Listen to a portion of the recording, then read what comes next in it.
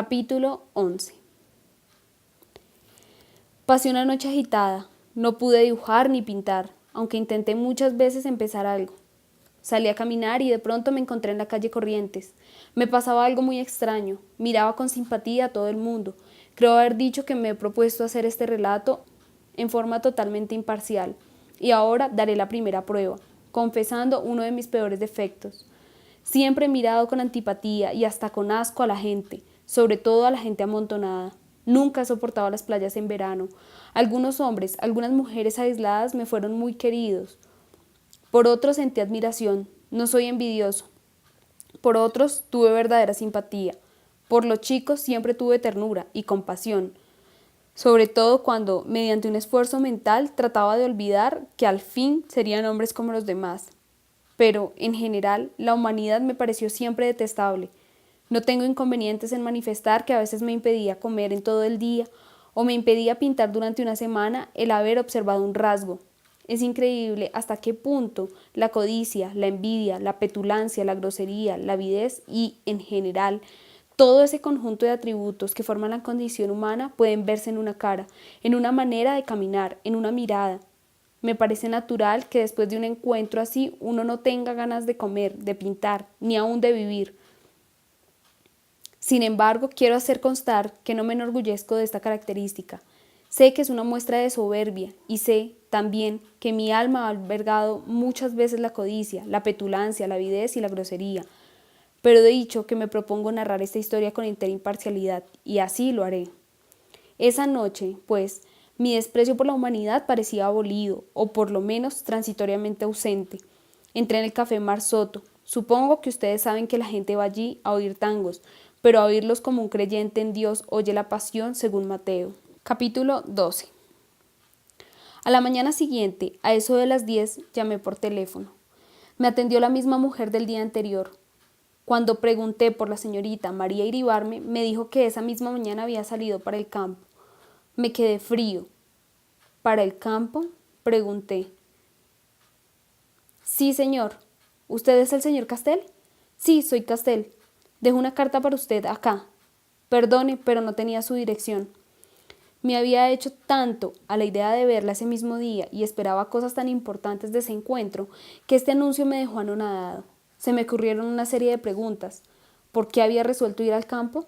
Evidentemente, esa resolución había sido tomada después de nuestra conversación telefónica, porque si no, me habría dicho algo acerca del viaje y, sobre todo, no habría aceptado mi sugestión de hablar por teléfono a la mañana siguiente. Ahora bien, si esa resolución era posterior a la conversación por teléfono, ¿sería también consecuencia de esa conversación? Y si era consecuencia, ¿por qué? ¿Quería oír de mí una vez más? ¿Temía el inevitable encuentro del otro día? Este inesperado viaje al campo despertó la primera duda. Como sucede siempre, empecé a encontrar sospechosos detalles anteriores a los que antes no había dado importancia. ¿Por qué esos cambios de voz en el teléfono el día anterior? ¿Quiénes eran esas gentes que entraban y salían y que le impedían hablar con naturalidad? Además, eso probaba que ella era capaz de simular. ¿Y por qué vaciló esa mujer cuando pregunté por la señorita Iribarme? Pero una frase, sobre todo, se me había grabado como con ácido. Cuando cierro la puerta, saben que no deben molestarme. Pensé que alrededor de María existían muchas sombras. Estas reflexiones me las hice por primera vez mientras corría a su casa. Era curioso que ella no hubiera averiguado mi dirección. Yo, en cambio, conocía ya su dirección y su teléfono. Vivía en la calle Posadas, casi en la esquina de Seaver. Cuando llegué al quinto piso y toqué el timbre, sentí una gran emoción. Abrió la puerta un mucamo, que debía de ser polaco o algo por el estilo, y cuando di mi nombre me hizo pasar a una salita llena de libros. Las paredes estaban cubiertas de estantes hasta el techo, pero también había montones de libros encima de 2 mesitas y hasta de un sillón. Me llamó la atención el tamaño excesivo de muchos volúmenes. Me levanté para echar un vistazo a la biblioteca. De pronto tuve la impresión de que alguien me observaba en silencio a mis espaldas. Me di vuelta y vi a un hombre en el extremo opuesto de la salita. Era alto, flaco, tenía una hermosa cabeza. Sonreía mirando hacia donde yo estaba, pero en general sin precisión. A pesar de que tenía los ojos abiertos, me di cuenta de que era ciego. Entonces me expliqué el tamaño normal de los libros. «Usted es Castel, ¿no?», me dijo con cordialidad, extendiéndome la mano. Sí, señor Iribarme, respondí, entregándole mi mano con perplejidad, mientras pensaba qué clase de vinculación familiar podía haber entre María y él. Al mismo tiempo que me hacía señas de tomar asiento, sonrió con una ligera expresión de ironía y agregó: No me llamo Iribarme y no me diga señor, soy Allende, marido de María. Acostumbrado a valorizar y quizá interpretar los silencios, añadió inmediatamente: María usa siempre su apellido de soltera. Yo estaba como una estatua. María me ha hablado mucho de su pintura. Como quedé ciego hace pocos años, todavía puedo imaginar bastante bien las cosas. Parecía como si quisiera disculparse de su ceguera. Yo no sabía qué decir. Cómo ansiaba estar solo, en la calle, para pensar en todo. Sacó una carta de un bolsillo y me la alcanzó. Acá está la carta, dijo con sencillez, como si no tuviera nada de extraordinario. Tomé la carta e iba a guardarla cuando el ciego agregó, como si hubiera visto mi actitud: Léala, no más. Aunque siendo de María no debe ser nada urgente. Yo temblaba, abrí el sobre, mientras él encendía un cigarrillo. Después de haberme ofrecido uno, saqué la carta, decía una sola frase: Yo también pienso en usted, María. Cuando el ciego oyó doblar el papel, preguntó: Nada urgente, supongo. Hice un gran esfuerzo y respondí: No, nada urgente. Me sentí una especie de monstruo, viendo sonreír al ciego que me miraba con los ojos bien abiertos. Así es María, dijo, como pensando para sí. Muchos confunden sus impulsos con urgencias. María hace efectivamente con rapidez cosas que no cambian la situación. ¿Cómo le explicaré? Miró abstraído hacia el suelo como buscando una explicación más clara. Al rato dijo, como alguien que estuviera parado en un desierto y de pronto cambiase de lugar con gran rapidez. ¿Comprende? La velocidad no importa, siempre se está en el mismo paisaje. Fumó y pensó un instante más, como si yo no estuviera. Luego agregó, aunque no sé si es esto exactamente. No tengo mucha habilidad para las metáforas. No veía el momento de huir de aquella sala maldita, pero el ciego no parecía tener apuro. ¿Qué abominable comedia es esta?, pensé. Ahora, por ejemplo, prosiguió Allende, se levanta temprano y me dice que se va a la estancia. ¿A la estancia?, pregunté inconscientemente. Sí, a la estancia nuestra, es decir, a la estancia de mi abuelo, pero ahora está en manos de mi primo Hunter. Supongo que lo conoce. Esta nueva revelación me llenó de zozobra y al mismo tiempo de despecho. ¿Qué podría encontrar María en ese imbécil mujeriego y cínico? Traté de tranquilizarme, pensando que ella no iría a la estancia por Hunter, sino simplemente porque podría gustarle la soledad del campo y porque la estancia era de la familia, pero quedé muy triste. He oído hablar de él, dije con amargura. Antes de que el ciego pudiese hablar, agregué con brusquedad. Tengo que irme. Caramba, cómo lo lamento, comentó Allende. Espero que volvamos a vernos. Sí, naturalmente, dije. Me acompañó hasta la puerta, le di la mano y salí corriendo. Mientras bajaba en el ascensor, me repetía con rabia: ¿qué abominable comedia es esta? Capítulo 13.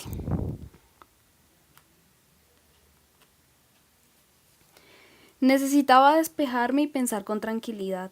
Caminé por Posadas hacia el lado de la Recoleta. Mi cabeza era un pandemonio, una cantidad de ideas, sentimientos de amor y de odio, preguntas, resentimientos y recuerdos se mezclaban y aparecían sucesivamente. ¿Qué idea era esta, por ejemplo, de hacerme ir a la casa a buscar una carta y hacérmela entregar por el marido? ¿Y cómo no me había advertido que era casada? ¿Y qué diablos tenía que hacer en la estancia con el sinvergüenza de Hunter? ¿Y por qué no había esperado mi llamado telefónico? ¿Y ese ciego? ¿Qué clase de bicho era?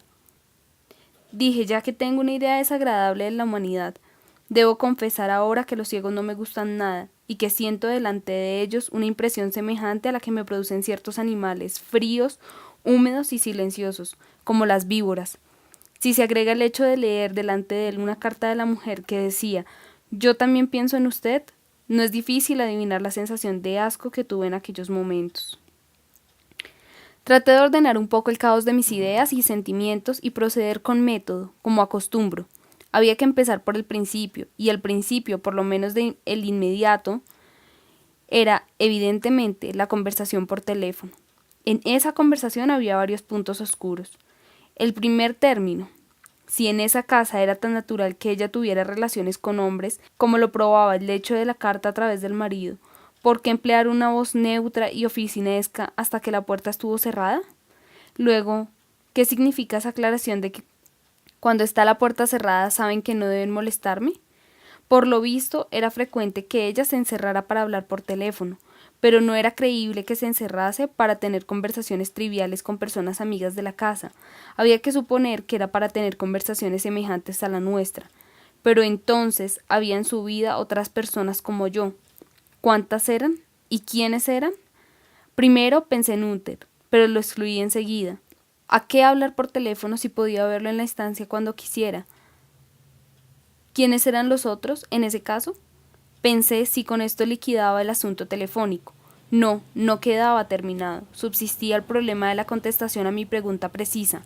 Observé con amargura que cuando yo le pregunté si había pensado en mí, después de tantas vaguedades, solo contestó: ¿no le he dicho que he pensado en todo? Esto de contestar con una pregunta no compromete mucho. En fin, la prueba de que esa respuesta no fue clara era que ella misma al otro día, o esa misma noche, creyó necesario responder en forma bien precisa con una carta. Pasemos a la carta, me dije. Saqué la carta del bolsillo y la volví a leer. Yo también pienso en usted, María. La letra era nerviosa, o por lo menos era la letra de una persona nerviosa. No es lo mismo porque, de ser cierto lo primero, manifestaba una emoción actual y, por lo tanto, un indicio favorable a mi problema. Sea como sea, me emocionó muchísimo la firma. María, simplemente María. Esa simplicidad me daba una vaga idea de pertenencia, una vaga idea de que la muchacha estaba ya en mi vida y de que, en cierto modo, me pertenecía. Ay, mis sentimientos de felicidad son tan poco duraderos. Esa impresión, por ejemplo, no resistía al menor análisis. ¿Acaso el marido no la llamaba también María?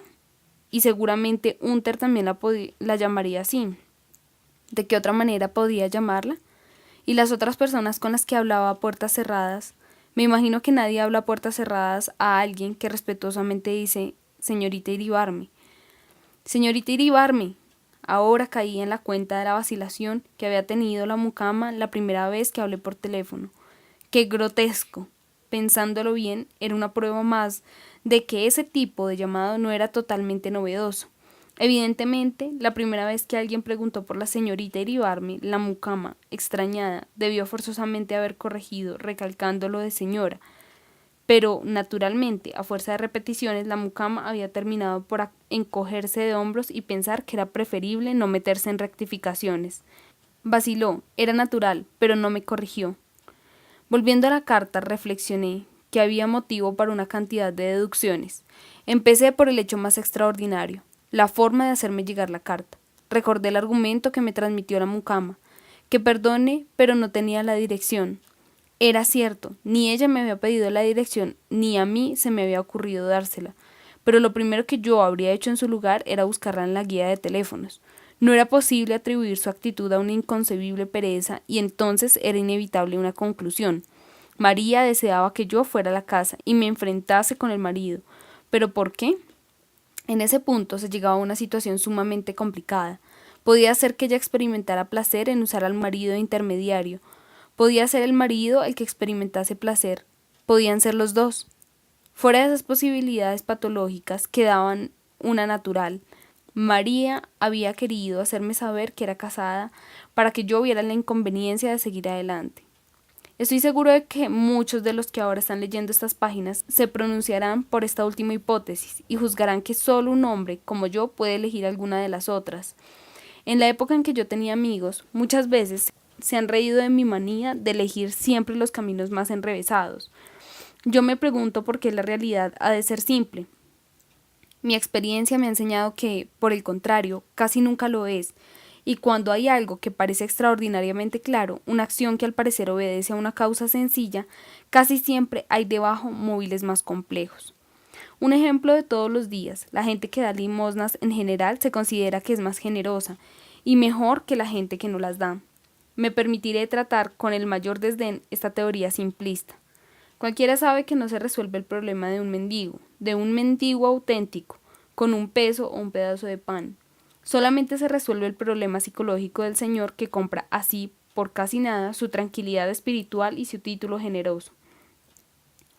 Júzguese hasta qué punto esa gente es mezquina cuando no se decide a gastar más de $1 por día para asegurar su tranquilidad espiritual y la idea reconfortante y vanidosa de su bondad. Cuanta más pureza de espíritu y cuanto más valor se requiere para sobrellevar la existencia de la miseria humana sin esta hipotética y usuaria operación. Pero volvamos a la carta. Solamente un espíritu superficial podría quedarse con la misma hipótesis, pues se derrumba al menor análisis. María quería hacerme saber que era casada para que yo viese la inconveniencia de seguir adelante. Muy bonito, pero ¿por qué en ese caso recurrir a un procedimiento tan engorroso y cruel? ¿No podría habérmelo dicho personalmente y hasta por teléfono? ¿No podría haberme escrito de no tener valor para decírmelo? Quedaba todavía un argumento tremendo. ¿Por qué la carta en ese caso no decía que era casada como yo lo podía ver? ¿Y no rogaba que tomara nuestras relaciones en un sentido más tranquilo? No, señores. Por el contrario, la carta era una carta destinada a consolidar nuestras relaciones, a alentarlas y a conducirlas por el camino más peligroso. Quedaban, al parecer, las hipótesis patológicas. ¿Era posible que María sintiera placer en emplear a Allende de intermediario? ¿O era él quien buscaba estas oportunidades? ¿O el destino se había divertido juntando dos seres semejantes? De pronto me arrepentí de haber llegado a esos extremos, con mi costumbre de analizar indefinidamente hechos y palabras. Recordé la mirada de María fija en el árbol de la plaza, mientras oía mis opiniones. Recordé su timidez, su primera huida, y una desbordante ternura hacia ella comenzó a invadirme. Me pareció que era una frágil criatura en medio de un mundo cruel, lleno de fealdad y miseria. Sentí lo que muchas veces había sentido desde aquel momento del salón, que era un ser semejante a mí.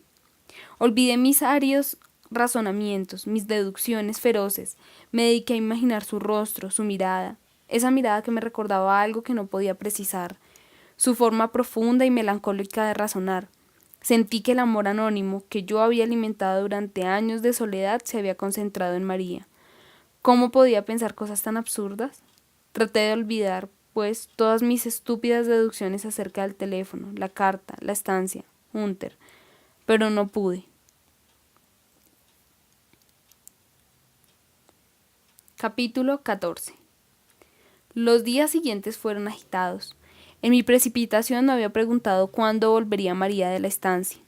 El mismo día de mi visita volví a hablar por teléfono para averiguarlo. La mucama me dijo que no sabía nada. Entonces le pedí la dirección de la estancia. Esa misma noche escribí una carta desesperada preguntándole la fecha de su regreso y pidiéndole que me hablara por teléfono en cuanto llegase a Buenos Aires o que me escribiese. Fui hasta el correo central y la hice certificar para disminuir al mínimo los riesgos. Como decía, pasé unos días muy agitados y 1000 veces volvieron a mi cabeza las ideas oscuras que me atormentaban después de la visita a la calle Posadas. Tuve este sueño. Visitaba de noche una vieja casa solitaria. Era una casa en cierto modo conocida e infinitamente ansiada por mí desde la infancia, de manera que al entrar en ella me guiaban algunos recuerdos. Pero a veces me encontraba perdido en la oscuridad o tenía la impresión de enemigos escondidos que podían asaltarme por detrás o de gentes que cuchicheaban y se burlaban de mí, de mi ingenuidad. ¿Quiénes eran esas gentes y qué querían? Y sin embargo, y a pesar de todo, sentía que en esa casa renacían en mí los antiguos amores de la adolescencia, con los mismos temblores y esa sensación de suave locura, de temor y alegría. Cuando me desperté, comprendí que la casa del sueño era María. Capítulo 15. En los días que precedieron a la llegada de su carta, mi pensamiento era como un explorador perdido en un paisaje neblinoso. Acá y allá, con gran esfuerzo lograba vislumbrar vagas siluetas de hombres y cosas, indecisos perfiles de peligros y abismos. La llegada de la carta fue como la salida del sol. Pero este sol era un sol negro, un sol nocturno. No sé si se puede decir esto, pero aunque no soy escritor y aunque no estoy seguro de mi precisión, no retiraría la palabra nocturno. Esta palabra era, quizá, la más apropiada para María, entre todas las que forman nuestro imperfecto lenguaje. Esta es la carta que me envió. He pasado 3 días extraños. El mar, la playa, los caminos me fueron trayendo recuerdos de otros tiempos. No solo imágenes, también voces, gritos y largos silencios de otros días.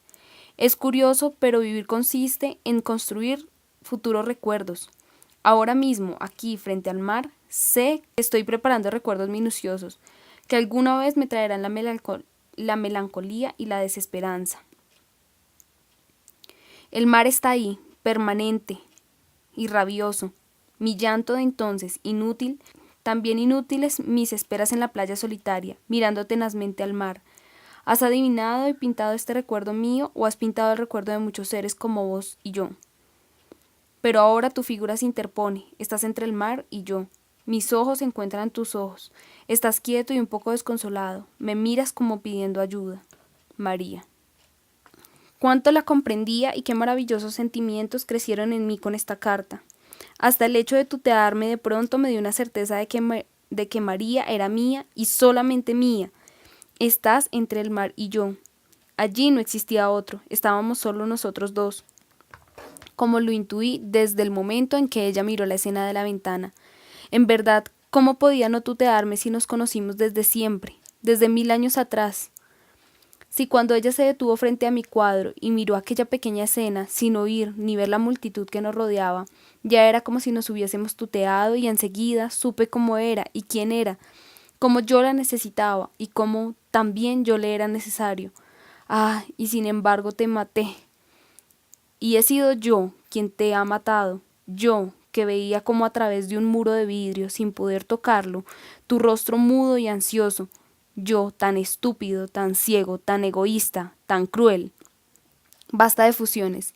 Dije que relataría esta historia en forma escueta y así lo haré. Capítulo 16. Amaba desesperadamente a María, y no obstante la palabra amor no se había pronunciado entre nosotros. Esperé con ansiedad su retorno de la estancia para decírsela.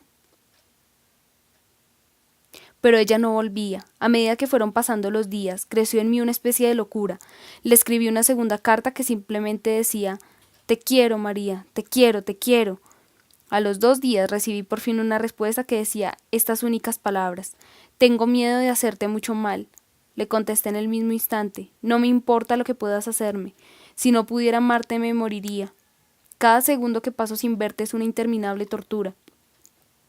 Pasaron días atroces, pero la contestación de María no llegó. Desesperado escribí: «Estás pisoteando este amor». Al otro día, por teléfono, oí su voz, remota y temblorosa. Excepto la palabra María, pronunciada repetidamente, no atiné a decir nada, ni tampoco me habría sido posible. Mi garganta estaba contraída de tal modo que no podía hablar distintamente.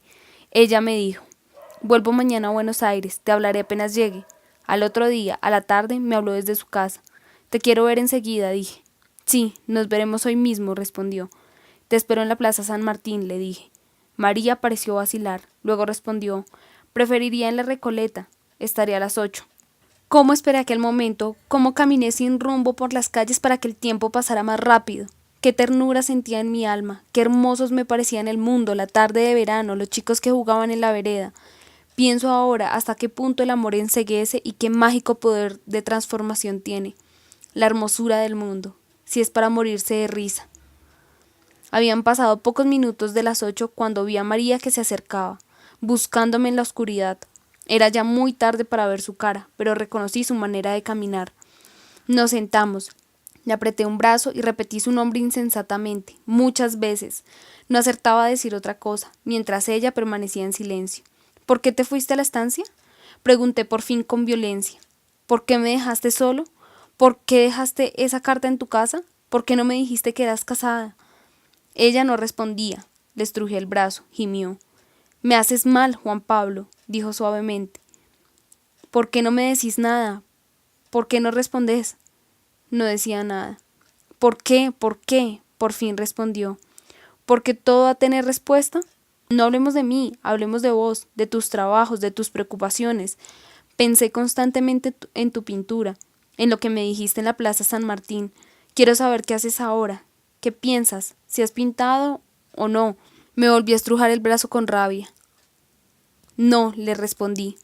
«No es de mí que deseo hablar de nosotros dos. Necesito saber si me quieres. Nada más que eso, saber si me quieres». No respondió. Desesperado por el silencio y por la oscuridad que no me permitía adivinar sus pensamientos a través de sus ojos, encendí un fósforo. Ella dio vuelta rápidamente la cara, escondiéndola. Le tomé la cara con mi otra mano y la obligué a mirarme. Estaba llorando silenciosamente. «Ah, ¿entonces no me quieres?», dije con amargura.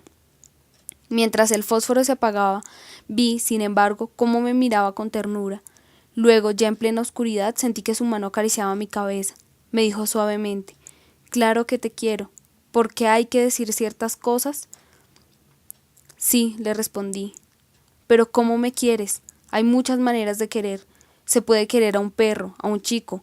Yo quiero decir amor, verdadero amor, ¿entiendes?». Tuve una rara intuición. Encendí rápidamente otro fósforo.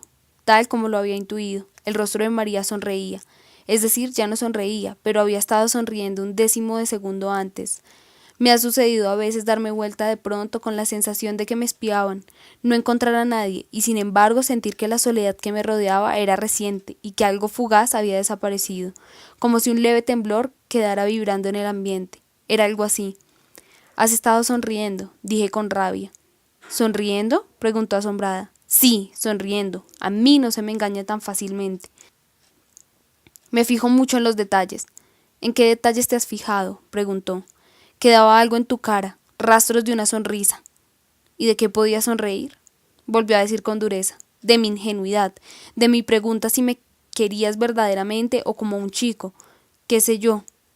Pero habías estado sonriendo, de eso no tengo ninguna duda». María se levantó de golpe. «¿Qué pasa?», pregunté asombrado. «Me voy», repuso secamente. Me levanté como un resorte. «¿Cómo que te vas?». «Sí, me voy». «¿Cómo que te vas? ¿Por qué?». No respondió. Casi la sacudí con los dos brazos. «¿Por qué te vas?». «Temo que tampoco vos me entiendas», me dio rabia. «¿Cómo?». «Te pregunto algo que para mí es cosa de vida o muerte. En vez de responderme sonríes y además te enojas. Claro que es para no entenderte». «Imaginas que he sonreído», comentó con sequedad. «Estoy seguro». «Pues te equivocas, y me duele infinitamente que hayas pensado eso». No sabía qué pensar. En rigor yo no había visto la sonrisa, sino algo así como un rastro en una cara ya seria. «No sé, María, perdóname», dije abatido, pero tuve la seguridad de que había sonreído. Me quedé en silencio, estaba muy abatido. Al rato sentí que su mano tomaba mi brazo con ternura. Oí enseguida su voz, ahora débil y dolorida. «¿Pero cómo pudiste pensarlo?». No sé», repuse casi llorando. Me hizo sentar nuevamente y me acarició la cabeza como lo había hecho al comienzo. «Te advertí que te haría mucho mal», me dijo al cabo de unos instantes de silencio. «Ya ves cómo tenía razón». «Ha sido culpa mía», respondí. «No, quizá ha sido culpa mía», comentó pensativamente, como si hablase consigo misma. «Qué extraño», pensé. «¿Qué es lo extraño?», preguntó María. Me quedé asombrado y hasta pensé, muchos días después, que era capaz de leer los pensamientos. Hoy mismo no estoy seguro de que yo haya dicho aquellas palabras en voz alta, sin darme cuenta. «¿Qué es lo extraño?», volvió a preguntarme, porque yo, en mi asombro, no había respondido. «Qué extraño lo de tu edad». «¿De mi edad?». «Sí, de tu edad. ¿Qué edad tienes?», rió. «¿Qué edad crees que tengo?». «Eso es precisamente lo extraño», respondí. «La primera vez que te vi me pareciste una muchacha de unos 26 años. ¿Y ahora?». «No, no. Ya al comienzo estaba perplejo porque algo no físico me hacía pensar». «¿Qué te hacía pensar?». «Me hacía pensar en muchos años. A veces siento como si yo fuera un niño a tu lado». «¿Qué edad tienes vos?». 38 años». «Eres muy joven realmente». Me quedé perplejo, no porque creyera que mi edad fuese excesiva, sino porque, a pesar de todo, yo debía de tener muchos años más que ella. Porque, de cualquier modo, no era posible que tuviese más de 26 años. «Muy joven», repitió, adivinando quizá mi asombro. «¿Y tú, qué edad tienes?», insistí. «¿Qué importancia tiene eso?», respondió seriamente. «¿Y por qué has preguntado mi edad?», dije casi irritado. «Esta conversación es absurda», replicó. «Todo esto es una tontería. Me asombra que te preocupes de cosas así». ¿Yo preocupándome de cosas así? ¿Nosotros teniendo semejante conversación? En verdad, ¿cómo podía pasar todo eso? Estaba tan perplejo que había olvidado la causa de la pregunta inicial. No, mejor dicho, no había investigado la causa de la pregunta inicial. Solo en mi casa, horas después, llegué a darme cuenta del significado profundo de esta conversación, aparentemente tan trivial.